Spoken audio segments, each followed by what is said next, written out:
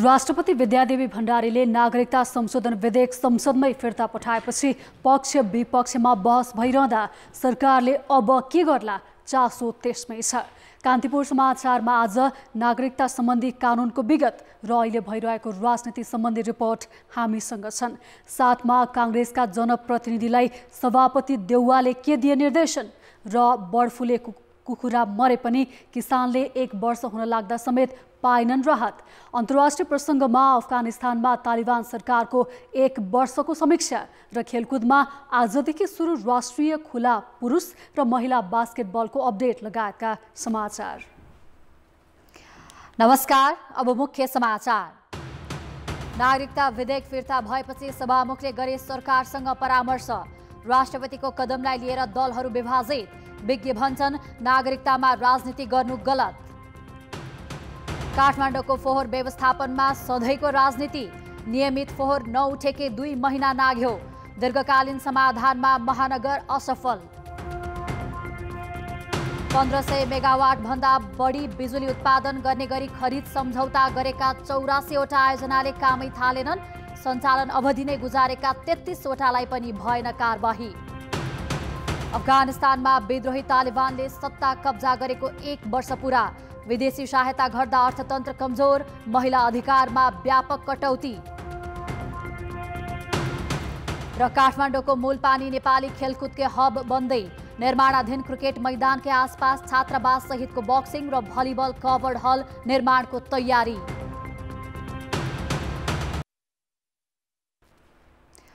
संसदबाट पारित नागरिकता सम्बन्धी संशोधन विधेयक राष्ट्रपति विद्यादेवी भण्डारीले पुनर्विचार गर्न भन्दै फिर्ता पठाएपछि उनले लिएको निर्णय र अबको प्रक्रियाबारे प्रश्न उठेको छ। नागरिकता विधेयक संसदमा प्रवेश भएदेखि पारित हुँदासम्मको राजनीतिक रसाकसी, विवाद र 15 दिन राखेर राष्ट्रपतिले फिर्ता पठाउनुको कारण के हो अनि अबको प्रक्रिया के हुन्छ? हेरौँ यो रिपोर्ट। संसदका दुवै सदनले पारित गरी साउन 15 मा प्रमाणीकरणका लागि पठाएको नागरिकता ऐन संशोधन विधेयक राष्ट्रपति विद्या भण्डारीले आइतबार साँझ संसदमै फर्काएकी छन्। विधेयक फिर्ता गर्दा राष्ट्रपतिले यसअघि संसददेखि संसदीय समितिको छलफल र तत्कालीन एमाले सरकारले ल्याएको अध्यादेश स्वीकृत गर्नुपर्ने अवस्थाको बचाउ समेत गरेकी छन्। उनको यो काममाथि संवैधानिक र राजनीतिक नैतिकताको प्रश्न उठाइए पनि प्रमुख प्रतिपक्षले भने स्वागत गरेको छ। फास्ट ट्र्याकबाट हुन्छ र हुन्न भनेर टुङ्ग्याउने जस्तो जुन गतिविधि गरे यसप्रति गम्भीर प्रश्न उठेकै थियो। त्यसकारणले राष्ट्रपतिले सबै कुरा विचार गरिकनै संवैधानिक व्यवस्था अनुसारै फिर्ता पठाउनु भएको हो। यसमा फेरि पक्ष र विपक्षमा उभिएर वक्तव्यबाजी, समर्थन वा विरोध यो जरुरी छैन। 2075 सालमै संसदमा दर्ता भएको विधेयक 22 महिना राज्य व्यवस्था समितिमा छलफल भयो। वैवाहिक अङ्गीकृतका सम्बन्धमा विवाद थियो। विदेशबाट बिहे गरेर आउने बुहारीलाई कम्तीमा 7 वर्षपछि मात्रै नागरिकता दिनुपर्ने प्रस्ताव बहुमतले पारित गरेपछि काङ्ग्रेसको फरक मत सहित संसदमा पठाइएको हो। तर दलहरूबीच कुरा नमिल्दा 5 दलीय गठबन्धन सरकारले विधेयक नै फिर्ता गरेर नयाँ पेश गर्यो। एमालेले विरोध गरेकै विषयमा राष्ट्रपतिले राजनीति गर्न खोजेको सत्तारूढ दलको आरोप छ। धेरै ठुलो सहमतिमा त्यो चाहिँ पारित भएको छ। अब राष्ट्रपतिले हेर्ने भनेको कुनै संविधानको फन्डामेन्टल आधारभूत विषयवस्तुलाई नै नाग्ने गरेर कुनै कुराहरू भएको छ भने यो किन भएको हो भन्ने कुराहरू आउँछ। आज सिङ्गो संसदले उहाँ नजिक पठाउँदा उहाँले फिर्ता गर्नुभयो। अर्थात् उहाँको मानसिकता के छ भने नागरिकता समस्या कहिले समाधान नहोस्, नेकपा एमालेको कार्यकर्ता जस्तै हामी रहिरहौँ, नेकपा एमालेले नै चाहेका चिजहरू भइरहन्। उहाँ सिङ्गो देशको अभिभावक भन्दा पनि नेकपा एमालेको कार्यकर्ता देखिनुभयो। संविधानमा नेपाली नागरिकसँग बिहे गरेर आउने विदेशी महिलाले चाहेमा सङ्घीय कानुन बमोजिम अङ्गीकृत नागरिकता लिन सक्ने व्यवस्था छ। संसदबाट पारित विधेयकमा जन्मसिद्धका छोराछोरीले वंशजको नागरिकता पाउने र नेपालमा जन्मेर यहीँ बसोबास गरेका नेपाली आमाका सन्तानले बाबुको पहिचान नभए वंशजको नागरिकता पाउने व्यवस्था गरेको छ। यो विषय तत्कालीन प्रधानमन्त्री केपी शर्मा ओलीले 2078 जेठ 9 गते ल्याएको अध्यादेशमा पनि थियो। त्यसलाई भने राष्ट्रपतिले तत्कालै जारी गरेकी थिइन्, जसलाई अदालतले समेत खारेज गरिदियो। सर्वोच्चले व्याख्या गर्दा कानुन निर्माण जस्तो पाटोमा विधायकी अधिकार प्रयोग गर्नुपर्ने भनेको छ। राष्ट्रपतिसँग एक पटकलाई संसदमा फिर्ता गर्न सक्ने अधिकार भने छ। संसदमा फिर्ता भइसकेको विधेयकको अबको प्रक्रिया के हुन्छ त? राष्ट्रपतिज्यूको सुझाव सहितको जुन सन्देश छ त्यसलाई चाहिँ टेबल गर्ने काम हुन्छ र प्रतिनिधि सभाको सन्देश पनि राष्ट्रिय सभामा पेश हुन्छ। ती पेश भएका कुराहरू त्यहाँको सदनले स्वीकार गर्यो भने त्यही अनुसारको सन्देश फेरि प्रतिनिधि सभामा आउँछ। यदि स्वीकार गरेन पहिलाकै ठिक छ भन्ने लाग्यो भने त्यही अनुसारको निर्णय गरेर प्रतिनिधि सभामा फिर्ता भइसकेपछि प्रतिनिधि सभाले त्यसलाई पास गरेर पुनः प्रमाणीकरणको लागि राष्ट्रपतिज्यूकोमा पठाउँछ र अब चाहिँ दोस्रो राउन्डमा चाहिँ यो फिर्ता आउने भन्ने हुँदैन। राष्ट्रपतिले विधेयक फिर्ता गरेपछि अब कहिले र कसरी अगाडि बढाउने भनेर सभामुखले सरकारसँग परामर्श थालेका छन्। गठबन्धन दलले पनि छलफल गरे, तर सरकारले चुनावलाई देखाएर प्रक्रिया रोक्छ या अगाडि बढाउँछ त्यो भने दलहरूको रणनीतिमा भर पर्छ। कान्तिपुर समाचारका लागि क्यामेरामा पशुपति बुढाथोकीका साथ दशरथ राई र दीपक आचार्य, काठमाडौँ। राष्ट्रपतिले नागरिकता विधेयक पुनर्विचार गर्न भन्दै सदनमा फिर्ता पठाएपछि संविधान र कानुनविदले पनि फरक धारणा राखेका छन्। सहकर्मी दीपक आचार्य र अवतार राईले सोधेका प्रश्नमा कानुनविदले राजनीतिक रङ देखिएको र नैतिकताको प्रश्न उठेको समेत बताएका छन्। सन्देशमा छलफल गरेर जे उपयुक्त ठहर्छ प्रतिनिधि सभा र राष्ट्रिय सभाले तुरुन्तै यसमा चाहिँ अगाडि बढाउनुपर्छ र चाहिँ विधेयक चाहिँ पास गर्नुपर्छ। यो संसदबाट पास नहुनु भनेको चाहिँ नागरिकहरूलाई अनागरिक बनाइराख्ने खेल हो भनेर बुझ्नेछन्। राष्ट्रपतिले के कुरा महसुस गर्नु भएन भन्दाखेरि लाखौं नागरिक आज नागरिकताविहीन छन् र ती लाखौं नागरिकताविहीन नागरिकहरूले सामान्य शिक्षाको अधिकार प्राप्त गर्न सकेका छैनन्। उनीहरूको मौलिक हकमाथि कुण्ठित भइरहेछ, मौलिक हक कुण्ठित भइरहेछ। कुनै पनि सामाजिक सुरक्षामा उनीहरूले क्लेम गर्न सकेको छैनन्, वैदेशिक रोजगारीमा जान सकेका छैनन्, सरकारले दिएका केही पनि लिन सकेका छैनन्। लाख नागरिकलाई राज्यविहीन बनाएर राष्ट्रपतिले अभिभावकत्व ग्रहण गर्नु भएको जस्तो मलाई लाग्दैन। जुन ढङ्गबाट हल्का ढङ्गबाट अहिलेको गठबन्धन सरकारले लिएर विश्वमा कहीँ पनि छैन आएकै भोलिपल्ट नागरिकता प्राप्त गर्ने, कम्तीमा 5 वर्ष कम्तीमा 7 वर्ष पनि राखौँ भन्दाखेरि पनि नमानेर समितिमा सम्म नपठाइकन जो जबरजस्त रूपमा निर्णय गरेको थियो त्यसलाई चाहिँ सम्माननीय राष्ट्रपतिजीले होइन तपाईहरुले एक पटक राष्ट्रलाई सोचेर यो विषयमा निर्णय गर्नुस् भनेर जुन पठाउनु भएको छ यो कदम अत्यन्तै स्वागतयोग्य छ। उहाँका जति पनि क्रियाकलापहरू छन् त्यो संसद विघटन हो, संसद पुनर्स्थापनाको कुराहरूदेखि लिएर अन्य कुराहरूमा पनि हामीले पनि निहालेर हेरिरहेका छौँ नि। त्यो हेर्दाखेरि के देखिन्छ भने उहाँको भूमिका निष्पक्ष छैन अथवा तटस्थ रहने भूमिका देखिएकै छैन हैन। अब पहिले त्यही अध्यादेशमा लगेलाई स्वीकृत गर्ने अहिले नगर्ने भन्ने कुराहरूले गर्दाखेरि पनि उहाँमा अहिले पनि त्यो एउटा कुनै एउटा पोलिटिकल पार्टीसँगको उहाँको एफिलिएसनको दुखी चाहिँ उहाँको अझै पनि रहिराखेकै छ। राष्ट्रपतिज्यूबाट फिर्ता आउनु भनेको मैले मेरो दृष्टिकोणले हेर्दा अलिकति यस्तो लाग्यो कि राष्ट्रपति भनेको एउटा साझा संस्था हो, राष्ट्रपति व्यक्ति होइन, साझा एउटा व्यक्तित्व हो हैन। र उहाँले यसरी विवादमा उहाँ एक त सुरुमै नआउनु पर्ने हो र अहिले पनि उहाँ यस दृष्टिकोणले हेर्दा एउटा विवादित उहाँको छवि भयो। र अर्को कुरा उहाँले जुन पठाउनु भएको छ उहाँको संवैधानिक त्यो राइट छ हैन। तर अब फेरि कस्तो छ भने जन्मसिद्ध आमा बाका सन्तानहरू अहिले हेर्नुहोस् नागरिकता नपाएर द्वन्द्व पीडित आमा बाका सन्तानहरू जो द्वन्द्वकालमा टुहुरा भए आमा बाउ गुमाएका छन्, जो विस्थापित भएका छन्। मैले आफै जस्तो द्वन्द्वकालीन इस्युलाई हेरेकी छु नजिकबाट सङ्कटकालीन न्यायलाई। राष्ट्रपतिले विधेयक फिर्ता पठाएपछि सभामुख अग्नि सापकोटाले आजै सरकारका मन्त्रीसँग छलफल गरेका छन्। उनले संसदका सचिवहरूसँग पनि परामर्श गरेका छन्। राष्ट्रपतिले विधेयक फिर्ता गरेको सन्देश भोलि बस्ने प्रतिनिधि सभा बैठकमा पेश गर्ने तयारी छ। नेपाली कांग्रेसका सभापति तथा प्रधानमन्त्री शेरबहादुर देउवाले प्रदेश र प्रतिनिधि सभा चुनावमा गठबन्धन गरेर अघि बढ्ने बताएका छन्। पार्टीबाट निर्वाचित स्थानीय तहका प्रमुख र उपप्रमुखहरूका लागि ललितपुरमा आज गरिएको अभिमुखीकरण कार्यक्रमलाई सम्बोधन गर्दै प्रधानमन्त्री देउवाले आगामी मङ्सिरको निर्वाचनबाट पार्टीलाई सबभन्दा ठूलो बनाउनु पर्ने बताए। उनले निर्वाचनमा गठबन्धन दलहरूको पार्टीभित्रको जनाधारलाई आधार बनाएर सिट बाँडफाँडको गृह कार्य कार्यदलले गरिरहेको समेत जानकारी दिए।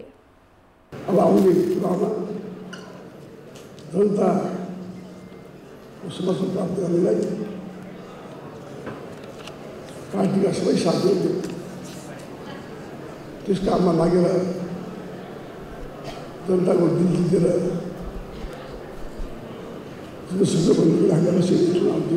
विश्वास छ मलाई। देउवाले पार्टीमा कसैलाई काखा पाखा र भेदभाव नगर्ने प्रतिबद्धता जनाए। ब्रेकपछि पुनः स्वागत छ।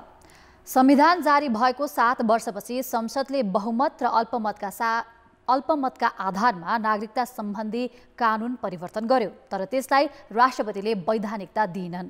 करिब 70 वर्ष अघि पहिलो पटक बनेको नागरिकता सम्बन्धी संशोधन कानुन फेरबदलकै क्रममा तत्कालीन राजा वीरेन्द्रले समेत फिर्ता गरेका थिए।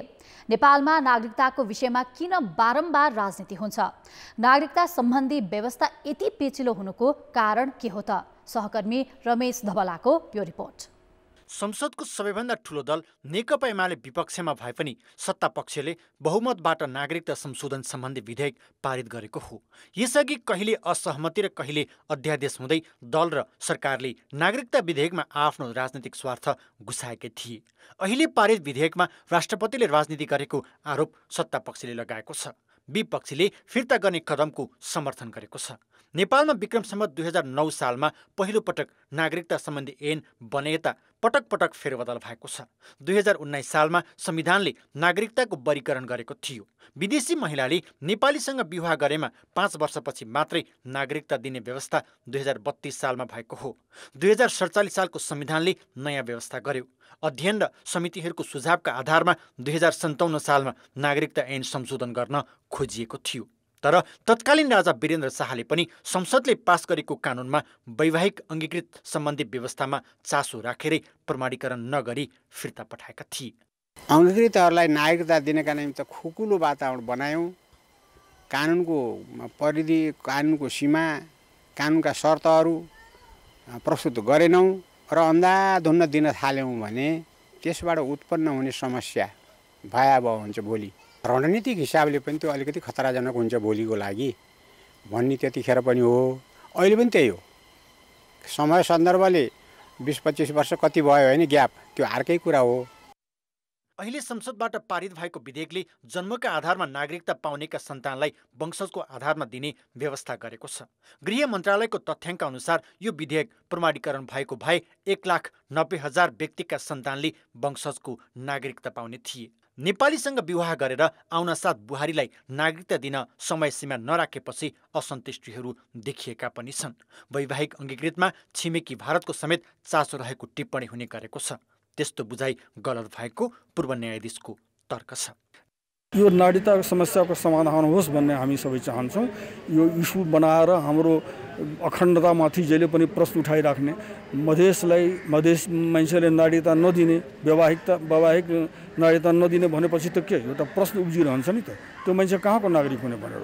त्यसकारण चाहिँ त्यो कुराहरू, यो गलत सोचाइ हटाउनु पर्ने आवश्यकता छ। नेपालले आफ्नो राष्ट्रियतासँग जोडिएको नागरिकताले भविष्यमा कस्तो प्रभाव पार्न सक्छ भन्ने अध्ययन गरेको देखिन्न। चीन र भारत जस्ता शक्तिको रणनीति बनाइरहेका मुलुकको बीचमा रहेको नेपालले यसलाई कसरी बुझ्ने त? 2050 AD-मा हाम्रै दुईटा छिमेकीहरू चीन र भारत एउटा शक्तिशाली राष्ट्रमा कन्भर्ट हुँदैछन्। अब यो भनेको चाहिँ के भने नेपाललाई यसको असर पर्न स्वाभाविक हुन्छ र यी दुईटा राष्ट्रले नेपाललाई आफ्नो पक्षमा लिन पनि प्रयत्नहरू गर्छन्। त्यो भनेको हाम्रो जनसङ्ख्या, हाम्रो पपुलेसनको पनि एउटा तत्त्व हुन जान्छ। त्यसकारण यसलाई चाहिँ हामीले के भने राजनीतिक हिसाबले मात्रै नलिएर भोलि चुनावमा म जित्न सक्छु, म शक्तिमा आउँछु भन्ने हिसाबले नसोचेर यसलाई चाहिँ रणनीतिक हिसाबले राष्ट्रलाई के असर पर्न जान्छ भन्ने हिसाबले सोच्नुपर्छ। नागरिकता सम्बन्धी कानुन पेचिलो बनाउँदा वास्तविक नेपालीले वर्षौंदेखि नागरिक हुन पाएका छैनन्। अर्कोतिर नागरिकता जस्तो संवेदनशील विषय राजनीतिक दाउपेच र स्वार्थका रूपमा प्रयोग हुने जोखिम पनि छ। त्यसमा सचेत हुनु आवश्यक छ। कान्तिपुर समाचारका लागि पोखराबाट भूपाल गुरुङ र क्यामेरामा सञ्जय लुइटेलका साथमा रमेश धमला, काठमाडौँ।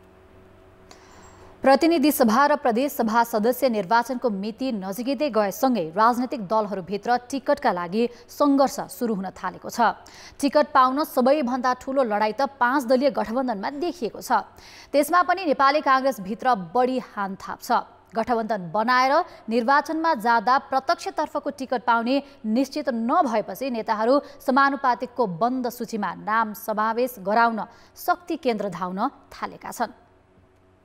काङ्ग्रेस सभापति शेरबहादुर देउवाबाट प्रतिनिधि सभा सदस्य निर्वाचनका लागि बाँके क्षेत्र नम्बर 2 को टिकट पाउने आश्वासन पाएका राजकुमार वर्मा चुनावको मिति घोषणा भएसँगै निराश छन्। गठबन्धन गरेर जाँदा काङ्ग्रेसका पूर्व सभापति तथा पूर्व प्रधानमन्त्री सुशील कोइरालाको गृहनगर बाँके क्षेत्र नम्बर 2 अन्य दललाई पर्ने सम्भावना देखेपछि वर्मा अहिले समानुपातिकको बन्द सूचीमा आफ्नो नाम समावेश गराउने प्रयासमा लागेका छन्। यदि टिकट मिलेन भने केन्द्रले मेरो चाहिँ मूल्याङ्कन गर्नेछ र समानुपातिकमा पनि दिन सक्छ र मेरो दावा पनि सशक्त छ समानुपातिकमा, किनभने गठबन्धन भएपछि पार्टीको निर्णय मान्नै पर्यो। 5 दलबीच गठबन्धन गर्ने सहमति भएसँगै आकांक्षीको ढुकढुकी बढ्दो छ। कति नेता त सिधै केन्द्रमा पुगेर टिकट सुनिश्चित गर्ने धाउन्नमा लागेका छन्। पार्टीले राम्रोसित मूल्याङ्कन विश्लेषण गरेर टिकट दिने हो भने काठमाडौँ जानुपर्छ जस्तो मलाई लाग्दैन। निर्वाचन आयोगले राजनीतिक दलहरूलाई आगामी असोज 2 र 3 गते समानुपातिकको बन्द सूची बुझाउन भनेको छ। तर जिल्ला नेताहरू पहिलेदेखि नै आफ्नो अवस्था सुनिश्चित गराउन पार्टीभित्रका शक्ति केन्द्र गुहार्न थालेका छन्। विश्लेषकहरूले यस्तो प्रवृत्तिलाई केन्द्रको हस्तक्षेप ठान्छन्। राजनीतिमा सबैभन्दा महत्त्वपूर्ण कुरा नैतिक पुँजीको आवश्यकताहरू हुन्छ। त्यो नैतिक पुँजी जब नभइसकेपछि नेताको पछुवा बन्नु नै सबैभन्दा ठुलो कुरा हुन्छ र जिल्ला पार्टीहरू आदेश पालकहरूमा मात्रै रहन सीमित हुन सक्छन्। त्यसो त निर्वाचनमा टिकट पाउनकै लागि अहिलेदेखि नै केन्द्रीय नेतृत्व वा शक्ति केन्द्रसम्म धाउनुले शङ्का उब्जाएको छ। यसलाई कतिपय कम्युनिस्ट पार्टीले त पैसाको बलमा टिकट पाउने प्रवृत्ति भनेर आलोचना समेत गरेका छन्। दलाल पुँजीवादी संसदीय व्यवस्थाको अन्त गर्ने र वैज्ञानिक समाजवादी गणतन्त्र नेपालको स्थापना गर्ने, त्यसले मात्रै यसको समाधान हुन्छ। हुन त अहिलेसम्म गठबन्धनभित्र पनि कुन दलले कति र कुन सिट पाउने भन्ने निश्चित भइसकेको छैन। तर प्राय सबै राजनीतिक दलभित्र बढ्दो असन्तुष्टिका कारण चुनावमा घात र अन्तर्घातको श्रृङ्खला रोकिने स्थिति देखिएको छैन। कान्तिपुर समाचारका लागि जे पाण्डेका साथ सविता जीसी, नेपालगञ्ज, बाँके। अब जनताको आवाज। आज हामीले 7 प्रदेशमा सोधेका छौँ, प्रतिनिधि सभा र प्रदेश सभाको निर्वाचनमा टिकट पाउन शक्ति केन्द्र नै धाउनुपर्ने प्रवृत्तिलाई के भन्नुहुन्छ? जनताको आवाज। यो प्रवृत्तिलाई त घुसखोरी प्रवृत्ति जो भन्छु म। गाउँघरबाट घुमेर गएको नेतालाई नै दिनुपर्ने जस्तो लाग्छ। जनता एकतिर छ, नेताहरू केन्द्रमुखी छन्। जनताले चुनाएको मान्छे मात्र चुनेर आयो भने राम्रो विकास हुन सक्छ। जो अगाडि पछाडि छेउछाउमा छ उहाँहरूलाई टिकट दिनु भन्दा पनि राम्रो मान्छेलाई टिकट दिनु। लबिङ भनेर नेगेटिभ लबिङ त गर्न भएन नि त। पार्टीका प्रत्येक कार्यकर्ता साथीहरूले गाउँघरबाट यसको विरोधमा चाहिँ आवाज उठाउनु पर्छ। योग्य मान्छेलाई टिकट दिनुपर्छ। यो नेताको घर ढोका दैलो चियार्दै बिहानदेखि बेलुकासम्म अगाडि पछाडि लागेर जाँदै गर्दा यो टिकट दिने प्रविधि गलत छ। चाप्लुसी नगरिकन आफ्नो स्वार्थ नहेरिकन काम गर्नेले चाहिँ टिकट पाउनुपर्छ। नेताहरूको चाप्लुसी गरेर अनि आफू चाहिँ चुनाव लड्ने दाउ मात्रै हो। जनताले चाहेको व्यक्ति र अब पार्टीले टिकट दिएको व्यक्तिमा अलिकति फरक चाहिँ पर्छ। केन्द्रमा गएर टिकट ल्याउने, टिकट ल्याउन धाउने, दौडधुप गर्ने भनेको चाहिँ यो वास्तवमा गलत हो। सर बस्ने मान्छेलाई दिन भएन। विषय राख्ने कुरा, त्यो कुरा भन्ने कुरा मलाई लाग्छ त्यो स्वाभाविक हो। त्यो विकृति भएको राजनीतिक विचलन आएको मैले फिल गरिरहेको छु। जसले जति पैसा दिन्छ त्यसलाई टिकट दिन्छ, जसले कमजोर पार्टी छ त्यसलाई दिँदैन।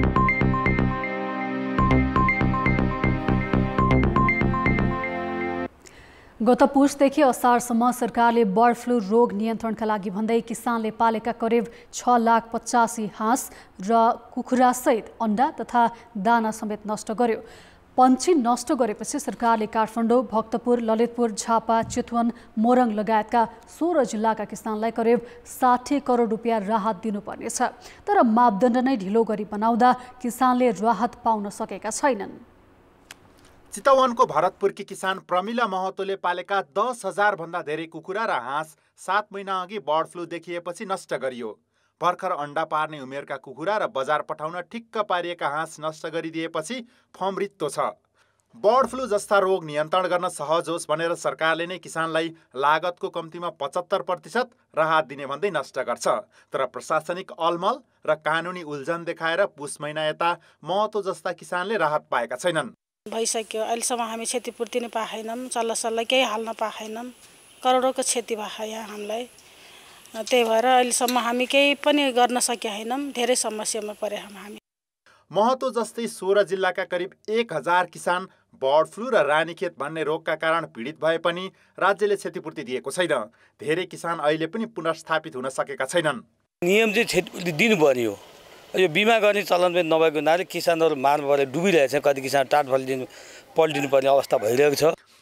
यसअघि बर्ड फ्लू नियन्त्रण आदेश 2064बाट राहत दिँदै आएकोमा सरकारले गत पुसबाट भने विपद जोखिम न्यूनीकरण तथा व्यवस्थापन ऐनमा रहेर रोग नियन्त्रण र राहत दिने भनेको छ। तर मापदण्ड भने गत असार 31 गते मात्रै स्वीकृत हुँदा राहत पाउने किसान छुटेका हुन्।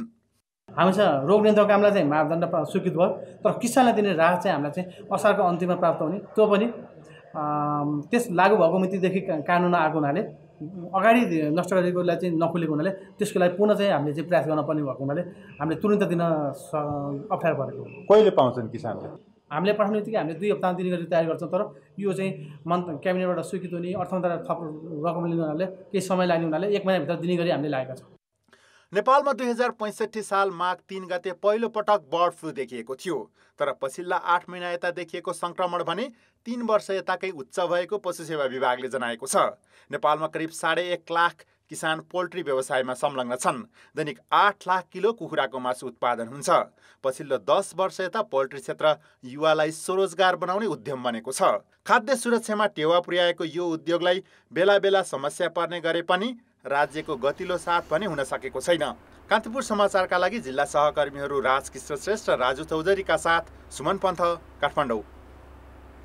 अब जनमतको अन्तिम परिणाम। जनमतमा हिजो हाम्रो प्रश्न थियो, कोरोना संक्रमण रोकथाम र नियन्त्रणका लागि बनाइएका होल्डिङ सेन्टरहरू सञ्चालनमा नआउनुलाई के भन्नुहुन्छ? ए जनस्वास्थ्यप्रति असंवेदनशील, बी संक्रमणप्रति बेवास्ता र सी व्यवस्थापन नै पुगेन। जनमतको अन्तिम परिणाम यस्तो छ, ए जनस्वास्थ्यप्रति असंवेदनशीलमा 46%, बी संक्रमणप्रति बेवास्तामा 37% र सी व्यवस्थापन नै पुगेनमा 17%।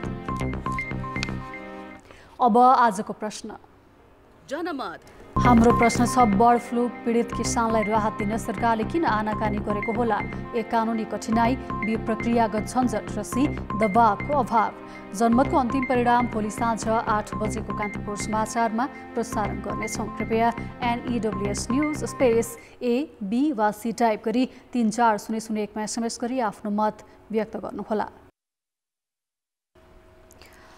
नेपाल विद्युत प्राधिकरणसँग 1553 मेगावाट बिजुली उत्पादन हुने 84 वटा आयोजनाले विद्युत खरिद सम्झौता गरे पनि निर्माण अघि बढाएका छैनन्। 33 वटा आयोजनाको त सञ्चालनमा आउनुपर्ने अवधि समेत सकिएको छ। तर आयोजना निर्माणका लागि न सरकारले आवश्यक सहजीकरण गर्न सकेको छ, न त लाइसेन्स नै खारेज गर्न आँट गरेको छ। सरकारले 10 वर्षमा थप 15,000 मेगावाट बिजुली उत्पादन गर्ने लक्ष्य लिएको 4 वर्षभन्दा बढी भयो। त्यसरी उत्पादित 5,000 मेगावाट बिजुली बाह्य बजारमा बेच्ने लक्ष्य थियो। राष्ट्रिय प्रसारण प्रणालीमा 1073 मेगावाट बराबरका आयोजना जोडिएका बेला निर्धारित गरिएको यो लक्ष्य अनुसार काम भएको भए वार्षिक 1500 मेगावाट बिजुली थपिनुपर्ने थियो। तर 4 वर्षमा 1116 मेगावाट मात्रै थपिएको छ। निर्माणको लाइसेन्स लिएर विद्युत प्राधिकरणसँग बिजुली खरिद सम्झौता गरेका 84 वटा आयोजनाले निर्माण नै अघि बढाएका छैनन्।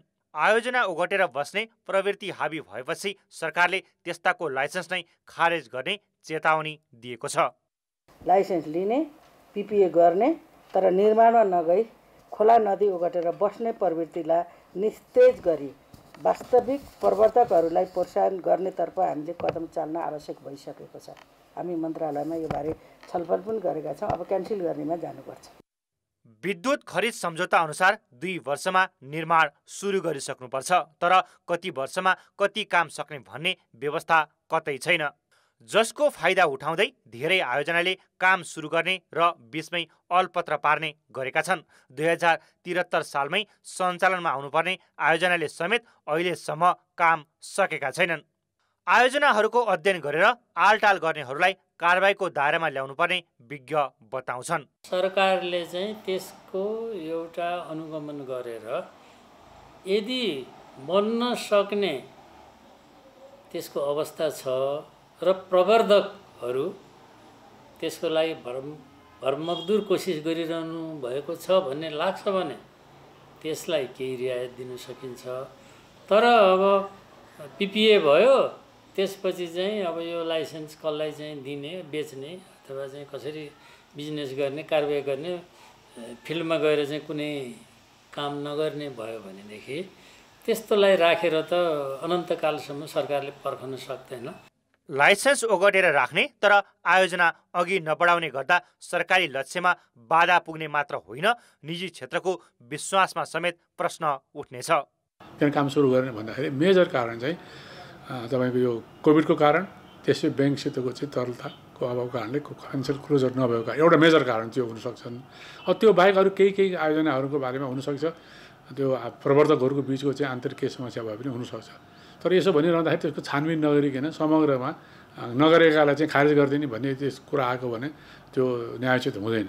नेपाल विद्युत प्राधिकरणले गत आर्थिक वर्षमा मात्रै भारतीय बजारमा बिजुली बेचेर 4 अर्ब कमाएको छ। त्यसैले समयमै आयोजना अघि नबढाई होल गरेर राख्दा मुलुकले बिजुली बेचेर विदेशी मुद्रा आर्जन गर्ने लक्ष्यमा ठेस त लागेको छ नै, हिउँदमा आफैलाई नपुगेर आयात गर्नुपर्ने बाध्यता कायमै छ।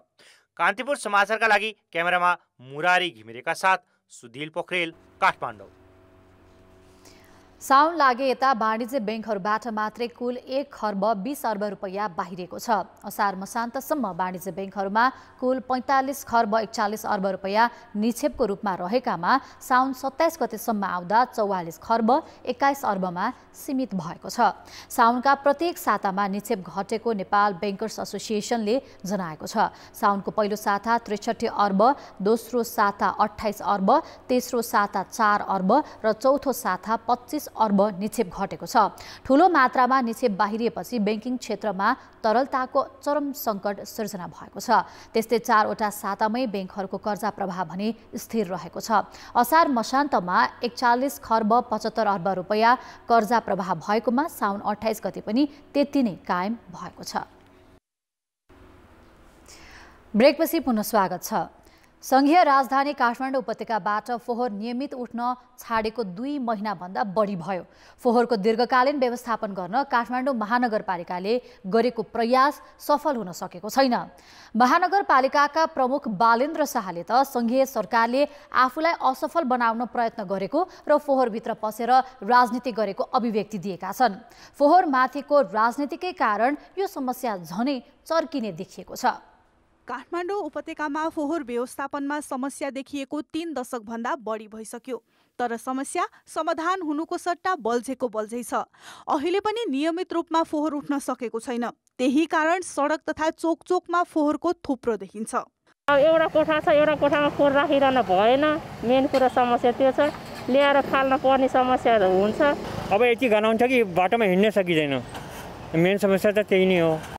पछिल्लो पटक काठमाडौँ महानगर प्रमुख बालेन्द्र शाहले फोहोर व्यवस्थापन नगरी अन्य काममा हातै नहाल्ने प्रतिबद्धता जनाएका थिए, तर उनी सफल हुन त सकेका छैनन् नै, फोहोरमा हुने गरेको राजनीतिले वाक्क बनेको अभिव्यक्ति दिन थालेका छन्। सामाजिक सञ्जाल मार्फत शाहले ल्यान्डफिल साइट प्रभावित क्षेत्रका राजनीतिक दलका नेताहरूले निकालेको विज्ञप्ति सेयर गर्दै यस्तो राजनीतिले कसैलाई अगाडि नबढाउने बताएका छन्। प्रमुख शाहले फोहोरमाथिको राजनीति भने पनि पूर्वाधारको अभाव, प्रभावित क्षेत्रका बासिन्दासँगको सम्झौता कार्यान्वयन नगर्नु र दीर्घकालीन व्यवस्थापनका लागि तदारुकता पनि समस्याको कारण मानिएको छ।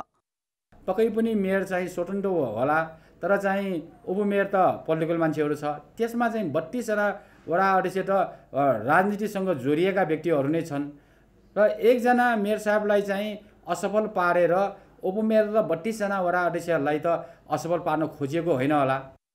फोहोर व्यवस्थापनको समस्या पुरानै हो। अहिलेसम्म सरकार र काठमाडौँ महानगरपालिकाले प्रभावित क्षेत्रका नेतृत्वसँग 174 पटक सम्झौता गरिसकेका छन्। काठमाडौँ महानगरपालिकाको नेतृत्वमा आउने बित्तिकै पदभार ग्रहणसम्म नगरी प्रमुख शाह सान्त्वना बाँड्न ल्यान्डफिल साइट बन्चरे डाँडा पुगेका थिए। त्यति मात्र होइन, जेठको 26 गते मध्यराती सिस्टोल र बन्चरे डाँडामा फोहोरको दुर्गन्ध नआउने व्यवस्था गर्ने लगायतका 18 बुँदे सहमति गरेका थिए।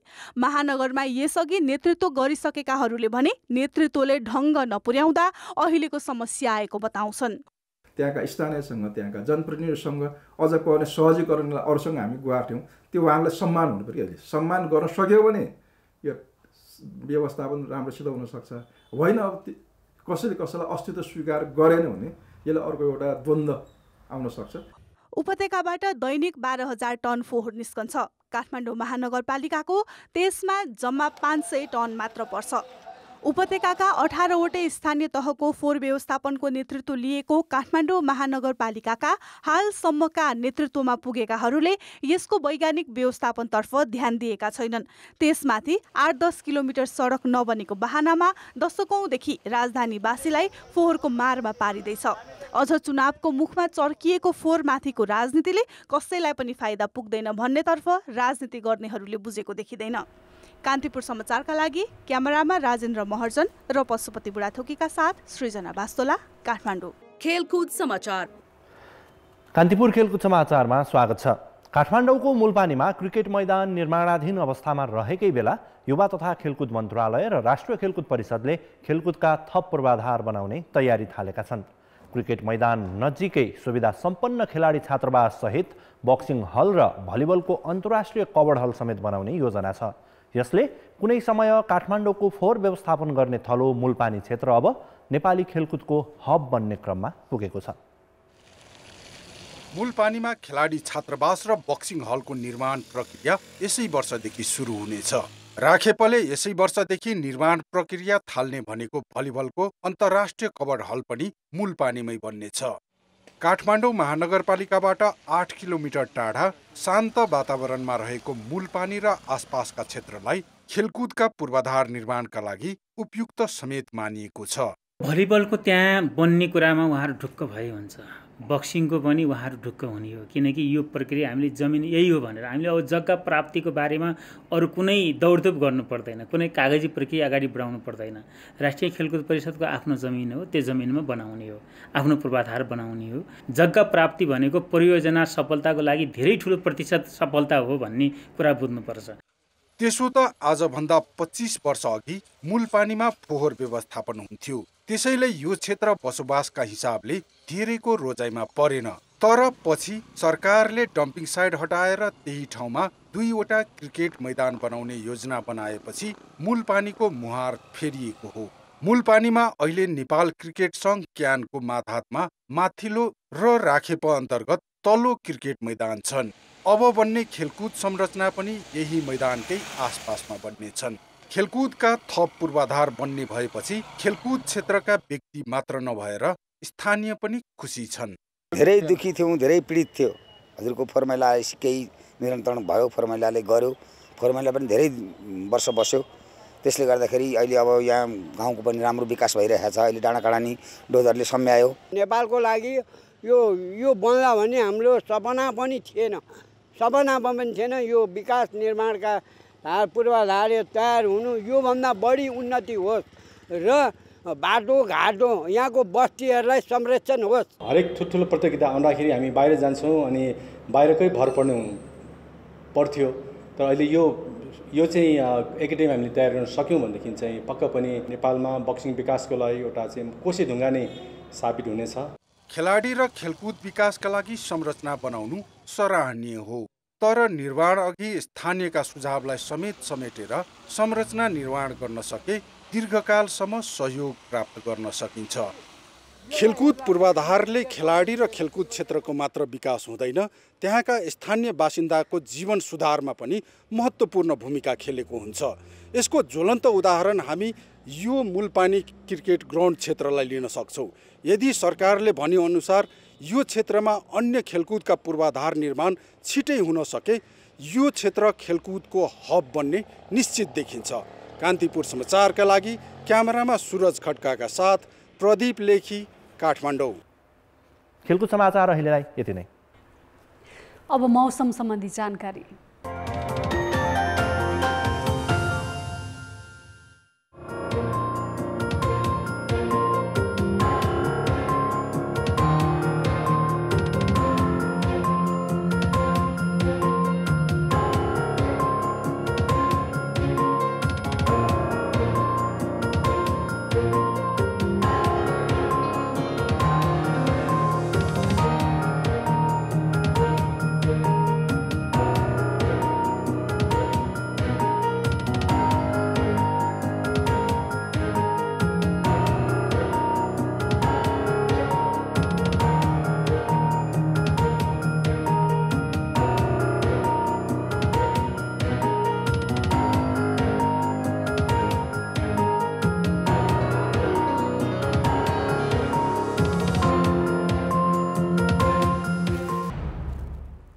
कान्तिपुर समाचार अहिलेलाई सकियो। कान्तिपुर टेलिभिजन हेर्दै गर्नुहोला। नमस्ते।